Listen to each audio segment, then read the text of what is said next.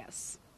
Almost a year after the 1 October shooting, MGM says it will donate $1 million to nonprofit charities in honor of the 1 October victims. Fox 5's Cindy Lundeberg spoke to lawyers and victims who say this donation is for MGM and not the survivors. Yeah, John, Christine, the donation breaks down to about $500 a person.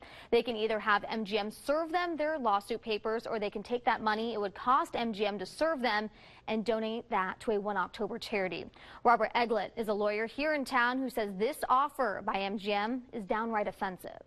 Just a sham by the MGM. That's Robert Eglett. He represents a lot of victims of 1 October. How many 1 October victims do you represent? Thousands. Eglett is furious with the MGM. Do you remember a few months ago when MGM sued the victims of 1 October? Now MGM has to serve all the people they sued with papers. They sued all these people in early July of this year. They haven't bothered to serve any of these 2,000 people. Now they have 30 days left to serve all of them, or the cases will be dismissed.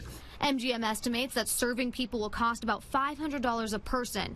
That equals out to about $1 million. MGM came out with a statement yesterday saying they'd rather donate $1 million to charity than spend it on serving people. It would cost them a lot more than $500 per person to have all these people served. They have to hire investigators and process servers to find these people and go out and personally serve them with papers. They're trying to spin this as, oh, we're offering this charitable contribution. No, they're just trying to save their own expenses of having to serve these complaints. They would be able to write that off as a charitable contribution.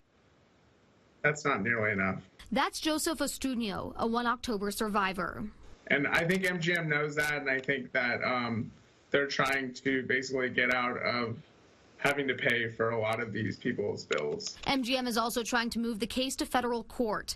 They're citing a 2002 Safety Act passed after September 11th, which protects companies from liability when there's terrorism involved. And I think it's disturbing that they chose yesterday, September 11th, to bring this out. It was not a terrorist attack, and it was incredibly distasteful for them to do that on 9/11. In the meantime, Eglett says people are losing their jobs, medical bills are piling up, and people are not getting the help they need. And if MGM goes forward with their lawsuit, the 2,000 victims being sued will need to lawyer up. That was just unheard of, in American jurisprudence. No one's ever done anything like this before. It's just crazy. As the anniversary looms closer, it's the last thing a lot of victims want to think about.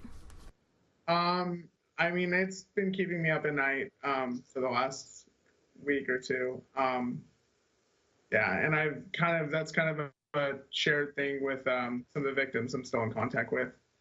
It's pretty hard. And I reached out to MGM for comment, and this is what they said. This is a part of their statement. We believe that donating funds to a 1 October charity or another appropriate cause makes more sense than spending money on personally serving individual plaintiffs. We hope the plaintiffs' attorneys will accept service on behalf of their clients. If not, we will personally serve the complaints courteously and respectfully. And we have MGM's full statement on our website.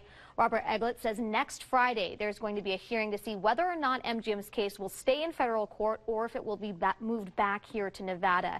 If it moves back to Nevada court, Eglett says they cannot claim the Safety Act. We'll, of course, keep you updated on what happens. In the studio, Cindy Lundeberg, Fox 5 News, local.